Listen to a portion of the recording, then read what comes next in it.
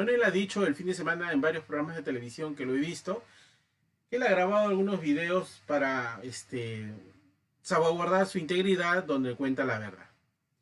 Y la tercera cosa, creo que la más impresionante que ha pasado es que la Junta Nacional de Justicia va a tener una audiencia en noviembre, el 7 o el 2 creo que es la audiencia, donde van a determinar la destitución de la presidenta del Poder Judicial. Juntamente también la Corte Suprema, de los jueces de la Corte Suprema, hicieron un audio, una presentación donde ellos hablaban sobre presiones del Ministerio Público. Bueno, estas son las cosas que sucedieron el día de ayer y de hecho que hoy van a seguir pasando más cosas.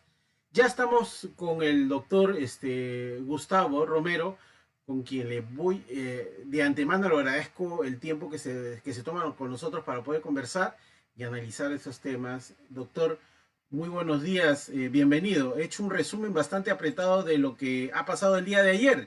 Antes esperábamos los domingos, pero ahora la noticia cambia día a día. ¿O me equivoco? No, no se equivoca para nada, Percy o Freddy. Ahorita no veo pantalla. Pero, Percy. Percy, ¿cómo estás? Bueno, y te faltó una más. Me parece que te faltó mencionar lo del Tribunal Constitucional, que Caramba, sí. admiten a trámite el tema de una demanda de competencia competencial y declaran simultáneamente improcedente por un tema de forma, en realidad no de fondo, de forma sobre la interpretación del artículo 117 de la Constitución. ¿Qué le parece si empezamos con esa parte y vamos retrocediendo hacia arriba? ¿Qué significa esto? Lo pongo en aprieto, ¿no? Lo pongo en aprieto, pero ¿qué significa? No, para nada. Siempre me resulta muy divertido conversar con ustedes. En buena cuenta le he dicho al Congreso, oiga, el colegiado para hacer esto es ustedes, no yo. ¿O me equivoco? No, lo que pasa es que en realidad no es incorrecta la forma en que se resuelve por parte en el admisorio, como es un admisorio de cualquier demanda. Porque en la primera parte, digamos, cuando el Tribunal Constitucional dice admítese a trámite la demanda competencial, en realidad lo que hay ahí es un tema de competencia, habida cuenta que el Poder Judicial había estado emitiendo varias demandas de amparo contra el Congreso de la República por cuestiones de sus propias funciones. Resulta ser un absurdo, parece ser. Pero, por ejemplo, han parado la elección para poner uno de los casos, del defensor del pueblo, porque el Sindicato de Trabajadores de la Defensoría del Pueblo ha interpuesto una acción de amparo contra el Congreso señalando de que no estaba siendo transparente. Digamos, haciendo el resumen, ¿no? Y bueno, eso lo han admitido y por supuesto el Congreso dice, oye, esto es mi facultad, esto es una atribución, esto es una función que responde al Congreso. Entonces, eso lo tiene que resolver el Tribunal Constitucional. En cuanto al artículo 117, que es como no la habían, digamos, al momento se interpone, a los pocos días de interpuesta la demanda de acción de amparo, se interpone una ampliación de esa demanda y para que se interprete el artículo 117. Desde mi perspectiva está correcto en lo que hizo el Tribunal Constitucional el día de ayer, diciéndolo, oye, en realidad esto no es un tema de competencia el artículo 117, porque no es parte de un proceso competencial, o sea, no se está discutiendo contra otra institución, sino es un tema interpretativo. Solamente podría ser si es, por ejemplo, si la fiscal de la Nación puede interponer, ella, por ejemplo, podría poner una demanda o una demanda competencial diciéndole al Tribunal Constitucional, oiga, yo he encontrado de que acá hay delitos y yo no puedo cumplir totalmente mi función. O sea, ¿cuál es el bien común que yo debo proteger? Me explico. Pero en el caso del Congreso no ha habido una competencia o un Doctor problema de Gustavo, atribuciones. Sí. Freddy ya doctor está con Gustavo, ¿qué nosotros. tal? ¿Qué tal? Hola Buenos Freddy, días. ¿cómo estás? Buenos Disculpa días. por la demora, lo que pasa es que algunos problemas de conexión.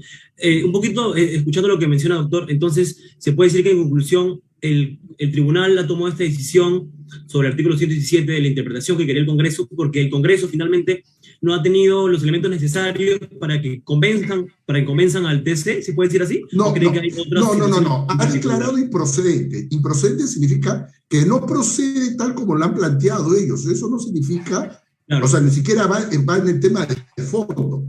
O sea, no ha declarado fundada e infundada, no, nada de eso.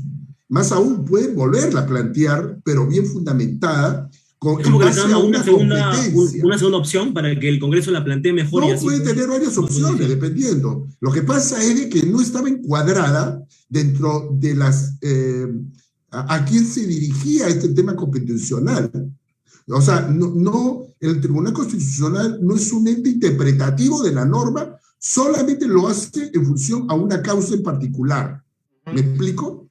Claro, claro. Ahora, doctor Gustavo, esto aquí vamos a ver ganadores y perdedores, si podemos hacer en este término.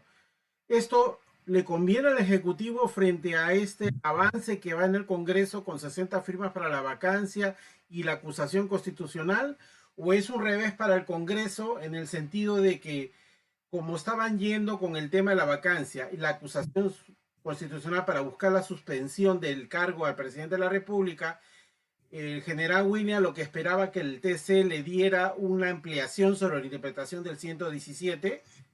En realidad ha sido, me parece que un error, no error, no una pérdida, pero sí un error desde el punto de vista estratégico judicial, o digámoslo de alguna manera, ¿no?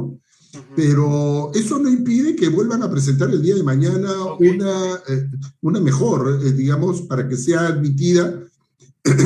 Pero yo sería de la estrategia más bien de que sea la fiscal de la nación que lo plantea, porque ella sí tiene un problema competencial.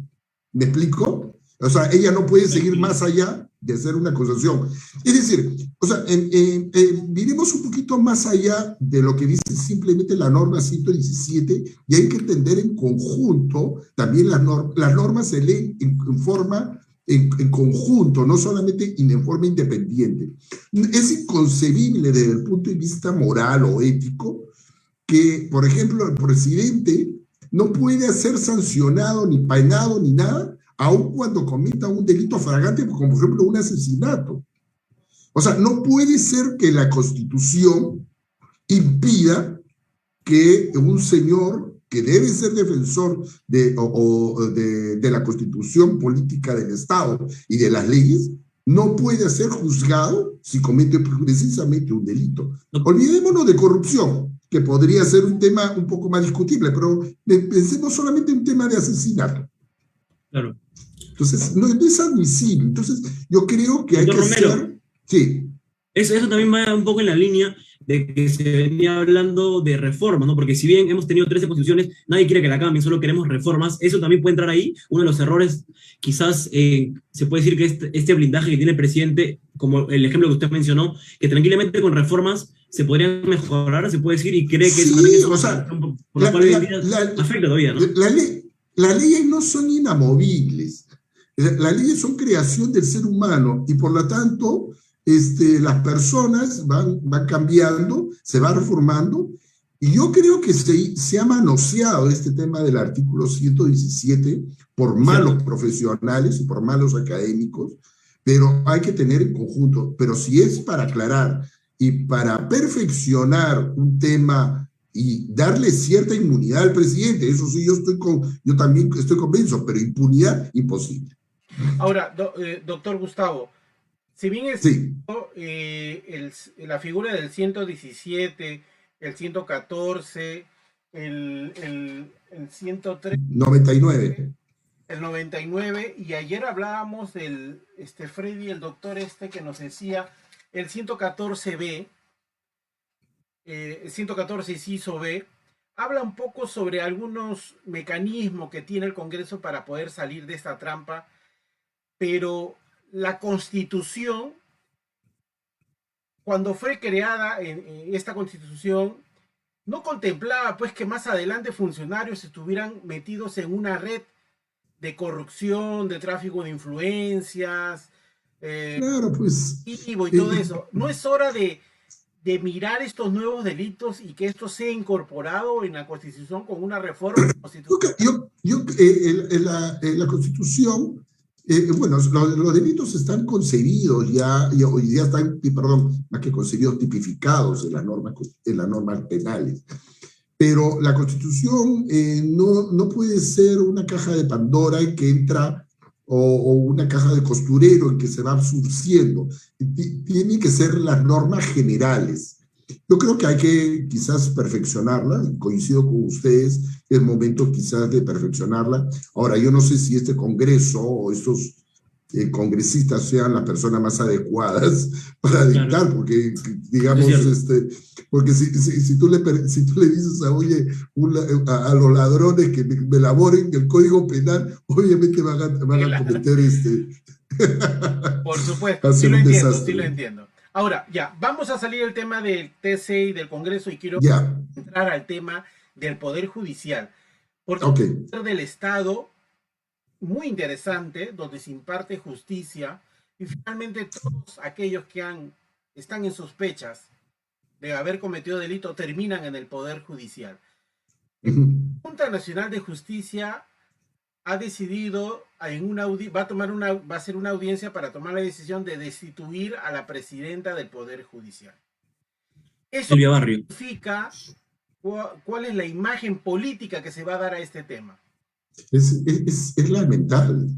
Es lamentable porque yo tenía un buen concepto de esta señora Barrios, perdón, y Elba Barrios. Barrio, perdón, pero bueno, es lamentable de todas maneras en que se cuestione estas circunstancias. Yo creo que va a salir mal parado el Poder Judicial y ciertamente el Poder Judicial también viene siendo golpeado también por su propia provocación, porque no puede ser pues esos procesos interminables, ineficiente y que pueden demorarse años para dictar una sentencia, no solamente la vía penal, Que sino también... incluso algunos temas quedan relegados. Es como decir, por ejemplo, no sé, un tema de corrupción que va hace 15 años, se ve después de 15 años y un tema que es menos grave se ve primero, ¿no? Es como que no hay una, o sea, si hacemos comparación de todos los casos importantes, se le da más magnitud a uno que no tiene tanta importancia, pero que en el papel puede afectar también. Entonces, como que el Poder Judicial ha perdido, se puede decir, este prestigio desde hace muchos años también, ¿no? Si se podría calificar Sí, así. no, ha perdido, yo creo que se han intentado, pero mira, yo soy abogado, yo ejerzo mi profesión y te voy a contar una anécdota que le he ganado yo al Estado en un tema judicial, pero por ejemplo, yo hablaba en ese momento con el juez y se demoró un año y medio aproximadamente en dictar la sentencia. Y me dice, doctor, y todos los meses se disculpaba conmigo y me decía, doctor, ¿cómo puedo administrar justicia si tengo pendientes 12,000 expedientes? Cosa, ¿cómo puedo ver tantos? Es imposible, me dijo. Usted probablemente tenga la razón antes de que dictara la sentencia. Me dijo, lo más probable es que tenga. Y el 60% de los casos son todas contra el Estado. Entonces, en Increíble. realidad, es un tema de ineficiencia del sistema, hace faltan recursos, hay muy buenos jueces y hay otros ¿cómo se llama?, que son un desastre, ¿no? Pero yo veo más en la parte civil, en la parte penal también existen muchísimos problemas. Ahora, ayer en algunos programas han analizado este tema. Por un lado decían que Elba Barrios tenía fuertes vínculos con Martín Vizcarra, que al final tiene algunos acercamientos a través del gobierno de Pedro Castillo.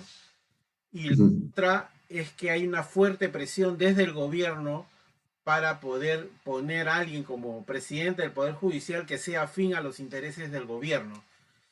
En esta novela todo el mundo quiere escribir su capítulo, pero la verdad es una sola. El Poder Judicial hoy, como institución, como tercer poder del Estado, viene arrastrando un activo muy fuerte. El caso Odebrecht, Cuellos Blancos, el caso Alberto Fujimori, Keiko Fujimori, Los gángsters. los gángsters de la política.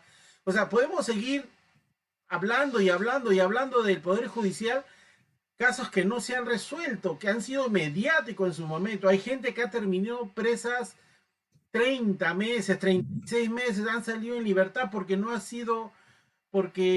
terminado los procesos judiciales. Uf, eso que se queda corta con las historias. Yo le puedo contar que tengo proceso judicial, no por supuesto en el tema penal, porque todos los que he mencionado son de carácter penal, pero por ejemplo en temas civiles, tengo procesos iniciados, yo no, porque por parte de otros, en el 2003, y ni siquiera está en la etapa de pruebas, ni siquiera, por supuesto, sentencia, y solamente está en primera instancia y todavía antes de hacer audiencias. ¿Te das cuenta? 2003. Ya va a ser 21 años. Casi, 19 años casi, 20 años. Sí, o sea, digamos que es ineficiente el sistema y se demora, por ejemplo, me está pasando ahora para notificar una resolución, se demora 3 meses notificar, y muchos son notificaciones ahora en vía virtual. Sí. O sea, hay mucha ineficiencia en funcionarios mediocres. Eso es y mira, solamente hay que mirar el tipo de gabinete ministerial que tenemos para saber qué es lo que tenemos en los estratos inferiores. Yo he sido funcionario del Estado durante 10 años y yo nunca he visto tal nivel de pobreza académica y ética como la hay ahora. Romero, en esa línea también que se menciona, por ejemplo, que en política, ¿no? Reforma de partidos políticos, mejorar el tema de las elecciones y de todo ello, ahí también puede entrar a detallar los méritos que se deben tener, por ejemplo, para la elección de los miembros o las personas que integran el Poder Judicial, o cree que esto va en base también al Ejecutivo, al Legislativo y este proceso conjunto, ¿no? Porque creo que las instituciones hace mucho tiempo han perdido, no credibilidad, pero de alguna manera se han dañado o se han afectado por personas no idóneas que finalmente entran al cargo y se quedan un tiempo y finalmente lo sacan por no cumplir con las expectativas, ¿no? Sí, o sea, yo creo que no solamente es el tema del Ejecutivo, un tema de una gestión y administración del Estado, sino general, también claro. son los funcionarios, existen unos sindicatos corruptos, hay que decirlos así, y eso no solamente ocurre acá en el Perú.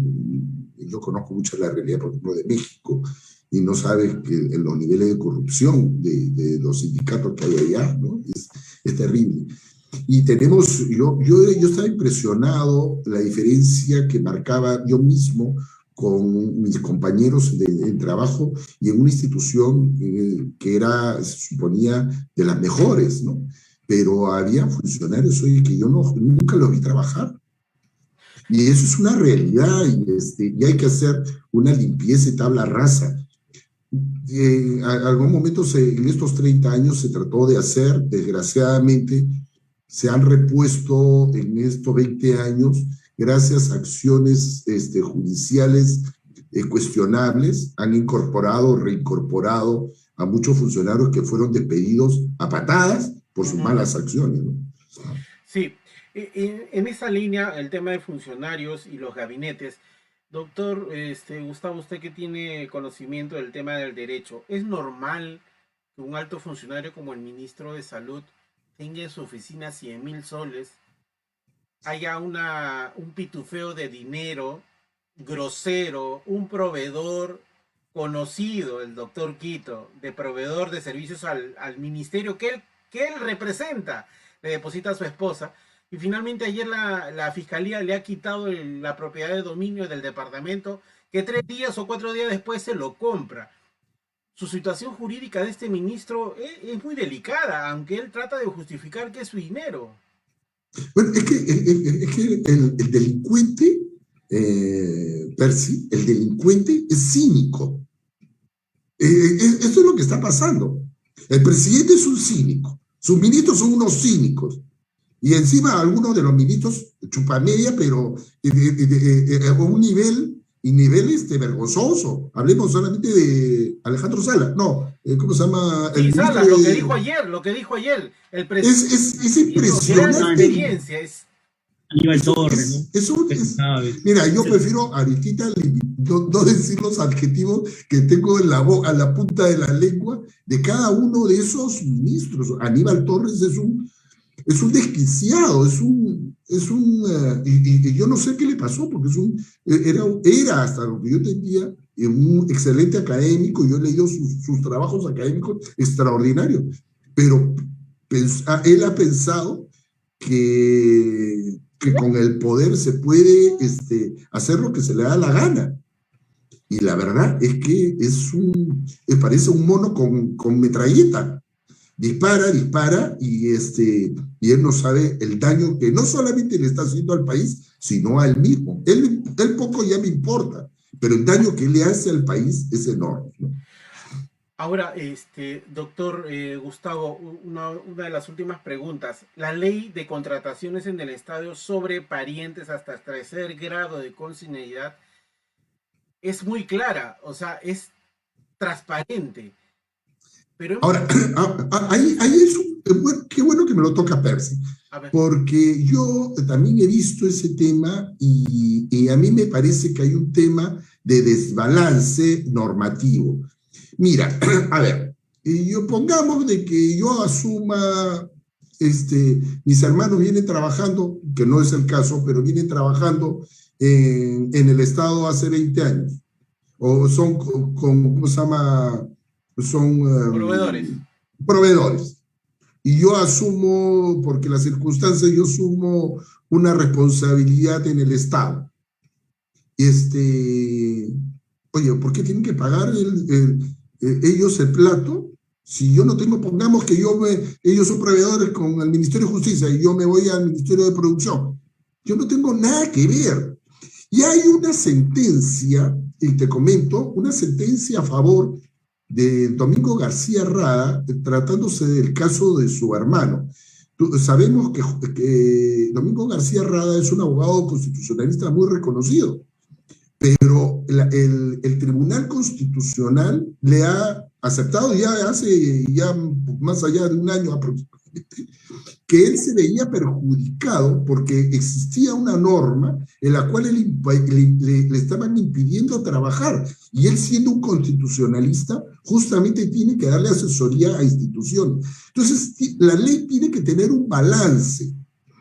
Distinto es si yo, siendo ministro, contrato, le digo, oiga, contraten a la empresa de mi hermano.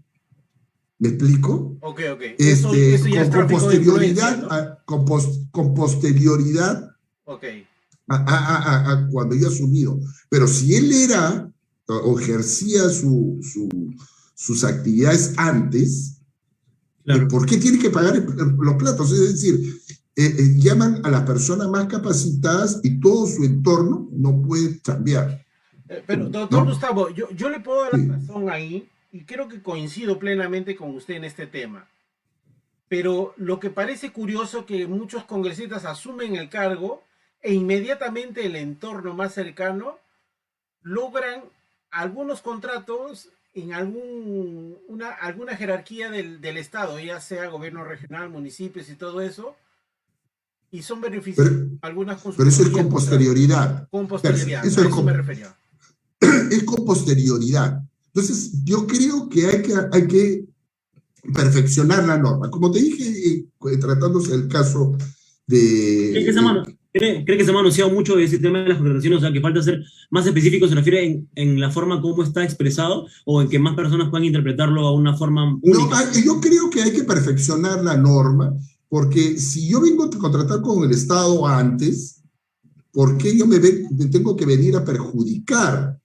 Pongamos que era un buen proveedor, un buen pagador, etcétera, lo que sea.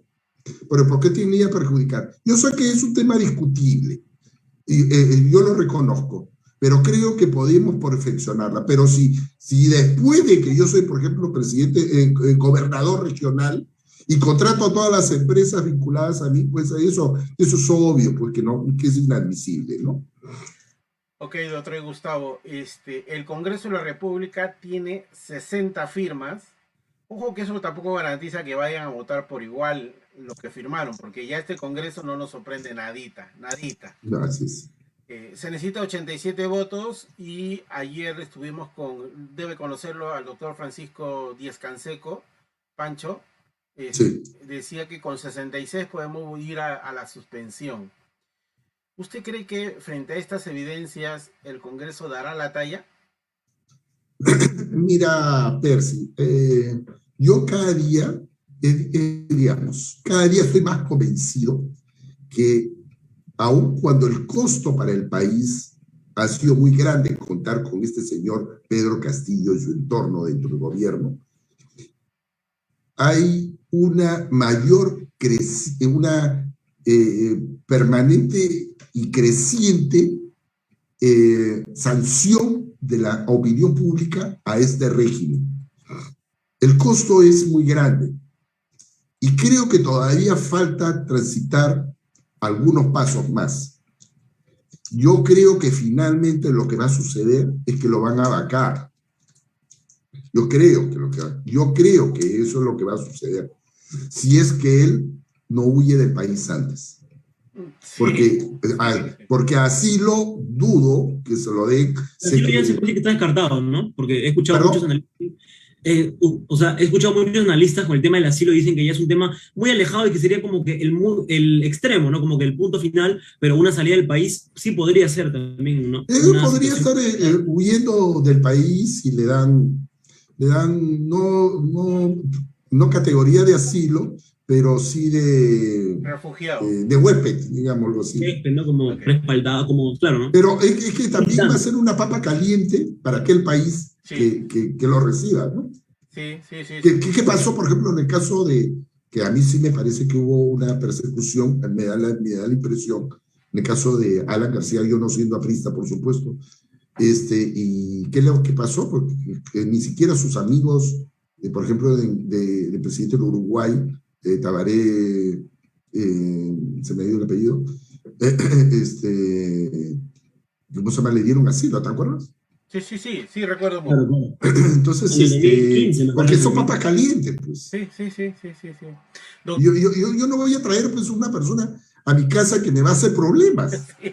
Sí, de eso coincido con usted. Doctor. Ahora, ¿quiere seguir tocando los otros temas que faltaron o ya no tenemos tiempo? Eso le iba a decir, se nos ha agotado el tiempo, pero sí lo voy a comprometer a través de Freddy, en la próxima fecha vamos a analizar qué es lo que sucede, pero que, ojo, está próximo a venir esta misión de la OEA. Sí. Hay que estar atento a esa situación.